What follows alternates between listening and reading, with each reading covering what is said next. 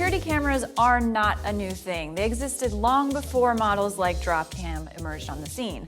But there are a lot of new entrants into the market that can really confuse your buying options. If you look at the old school eyepiece security cameras like this Webcam model, you will see a huge difference between this more antiquated style and the more modern day options available. One really big distinction is the difference between a webcam and a true security camera. A webcam lets you have a live stream so that you can see what's happening in your home any time of day. While these webcams can have some security features like motion or sound alerts, they aren't complete security solutions. Nest Cam that I recently reviewed is a great example of a webcam. It has an excellent 1080p live stream and it has some security features, but not a ton.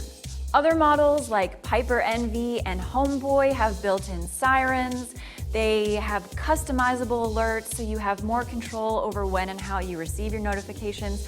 And that's really key when you're considering a home security camera.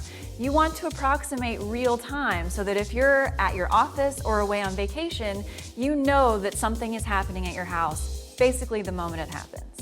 Another important consideration is the quality of your video feed. If you want live streaming or if you want a really clear recorded video clip, you might want HD. So that's typically 720p or 1080p. Obviously, 1080 is the highest resolution, so you're more likely to get a clearer image. But if you have kind of a spotty Wi-Fi connection, it could actually eat up a ton of bandwidth and cause significant lag times. That's where VGA standard definition 640 by 480 cameras come into play. So they usually cost less, which is great, but they also require less bandwidth.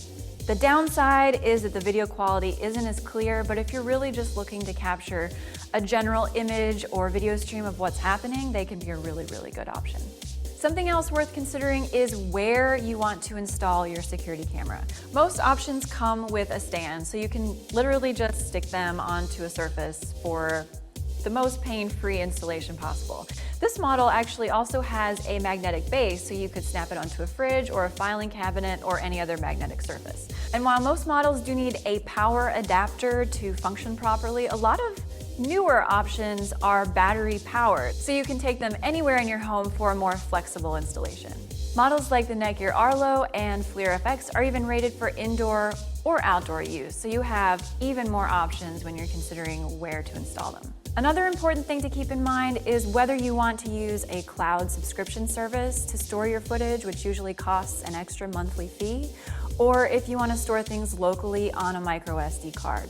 If you go the cloud service route, which a lot of these cameras do offer, you'll be getting into some more advanced features that can give you more control over home automations.